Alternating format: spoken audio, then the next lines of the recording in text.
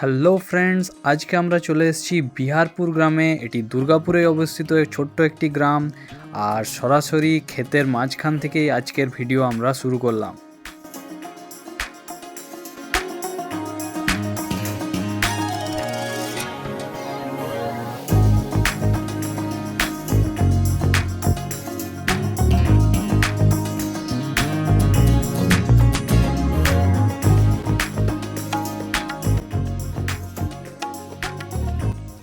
এখানে দূর দূরান্ত অবধি যতদূর চোখ যাচ্ছে শুধু জমি আর জমি, আর সেই জমিতে জল দেওয়ার জন্য এই জল নিকাশি ব্যবস্থা রয়েছে।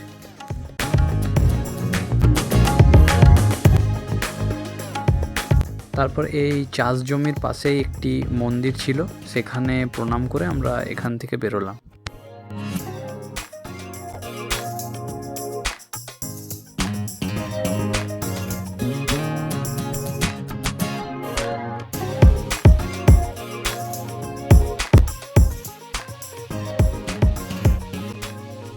সামনে যেটি দেখতে পাচ্ছেন এটি বিহারপুরের একটি দুর্গা মন্দির। মন্দিরটি কি দারুণ দেখতে আর খুবই বড়। এখানে দুর্গা পুজোর সময় বেশ ধুমধাম করে পুজোর আয়োজন করা হয়।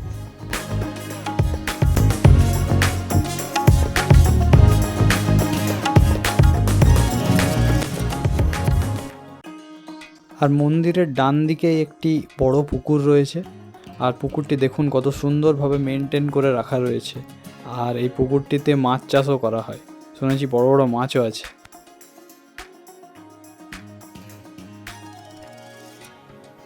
তারপর ওখান থেকে বেরিয়ে আমরা গ্রামটি আরও ঘুরে দেখার জন্য বাইকে করে রওনা দিলাম।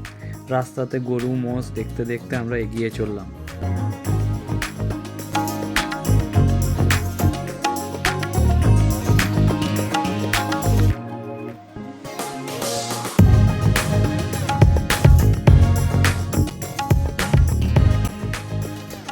তারপর আমরা যেতে যেতে একটি জায়গায় দাঁড়ালাম, দেখি ওখানে একটি মা ছাগল তার ছানা দুটোকে নিয়ে যাচ্ছিল।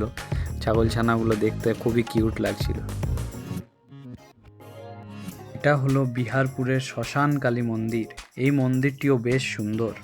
আর দূরে যেটা দেখতে পাচ্ছেন ওটা হলো সেই জায়গা যেখানে মানুষের শেষ ক্রিয়া সম্পন্ন হয়।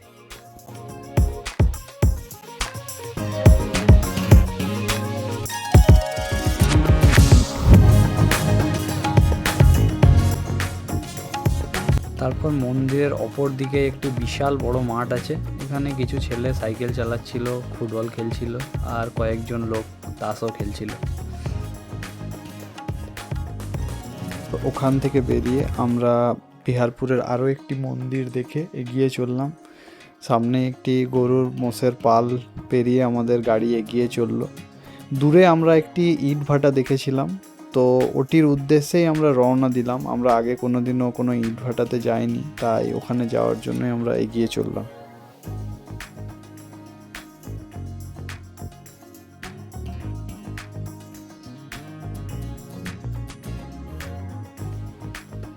আমাদের এই গ্রামের রাস্তা দিয়ে যেতে খুবই ভালো লাগছিল। আমরা শহরে থাকতে থাকতে খুব একটা গ্রামের দিকে আসা হয় না। বিহারপুরে এক রিলেটিভের বাড়িতে এসেছিলাম, তাই এখানে আসা হলো। যদিও আগেকার দিনের মতন এখন গরুর গাড়ি খুব একটা দেখা যায় না। এই যান্ত্রিকতার যুগে গ্রাম যতটুকু বেঁচে আছে ততটুকু অনুভব করার আনন্দ আমরা নিয়ে নিই।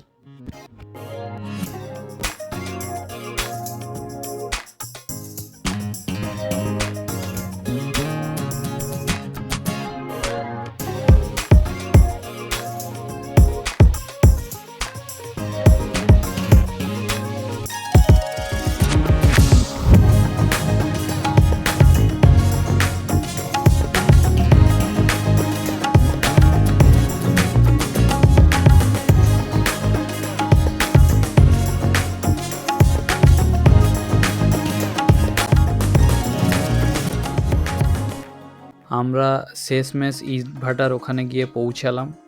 আর এদিকে সামনেই দেখি মাটির বিশাল বড় পাহাড় করা আছে। এই মাটিগুলো দিয়েই মূলত ইট তৈরি হয়।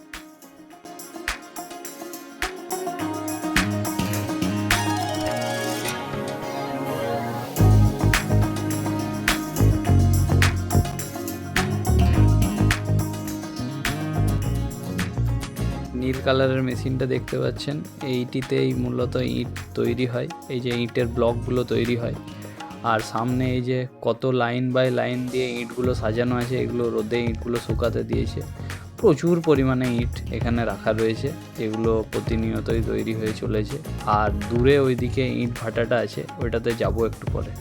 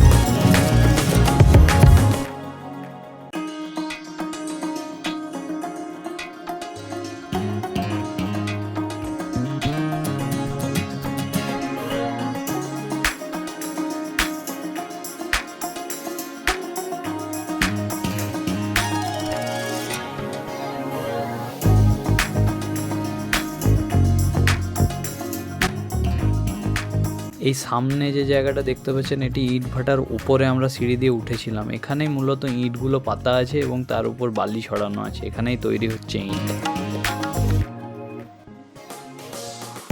তারপর আমরা সোজা চলে গেলাম সর্ষের ক্ষেতে। আর এই সর্ষের ক্ষেত কি দারুণ লাগছিল, কি বলবো তোমাদের। যারা কোনোদিন সর্ষের ক্ষেত দেখোনি তারা অবশ্যই একবার যেও, আমি গ্যারেন্টি দিয়ে বলতে পারি তোমাদের মন জুড়িয়ে যাবে।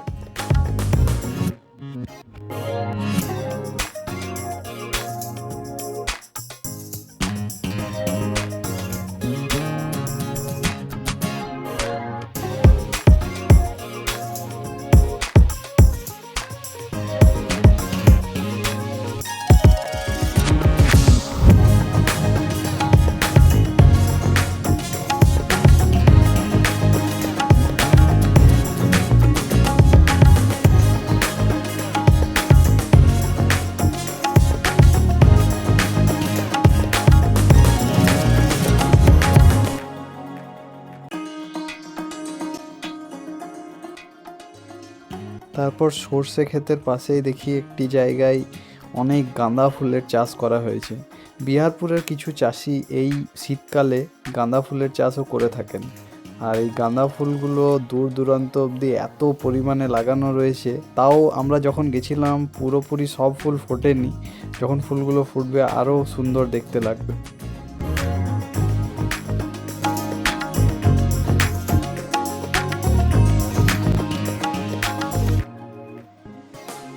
এই জায়গায় দেখো পুরো সর্ষের ক্ষেতটা একদিক থেকে পুরোটা দেখানোর চেষ্টা করছি, কি অপূর্ব লাগছে একবার দেখো। দূর দূরান্ত অবধি শুধু হলুদ আর হলুদ, হলুদের কোনো শেষ নেই।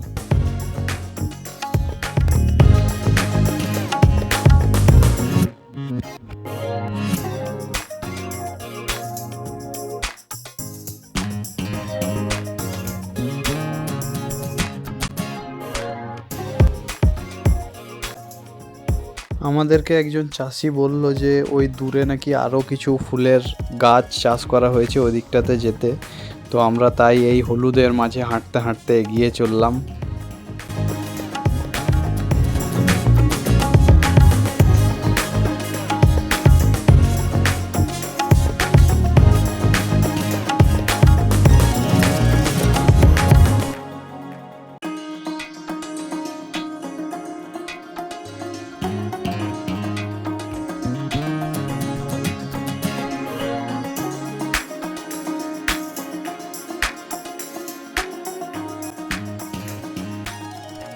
আমরা ওখানে গিয়ে দেখলাম আরও প্রচুর পরিমাণে গাঁদা ফুলের গাছ সারিবদ্ধভাবে লাগানো রয়েছে।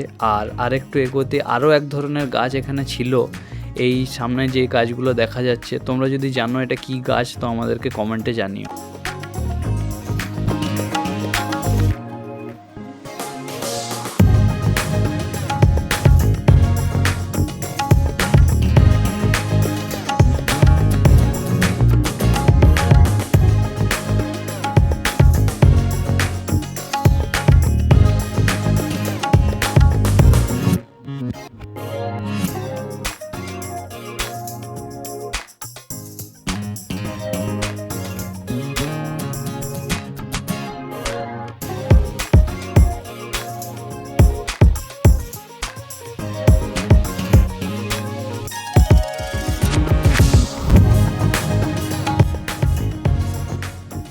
তারপর ওখান থেকে আমরা সেই আত্মীয়ের বাড়িতে গেলাম এবং ওখানে খাওয়া দাওয়া করে আমরা বাড়ির উদ্দেশ্যে রওনা দিলাম। ফেরার পথে এই মন্দিরটি দেখার জন্য আমরা দাঁড়িয়েছিলাম। মন্দিরটি ঘুরে দেখলাম, খুব সুন্দর ডিজাইনের এই মন্দিরটি। এখানে প্রণাম করে আমাদের এই বিহারপুরের জার্নি আমরা আজকে শেষ করলাম।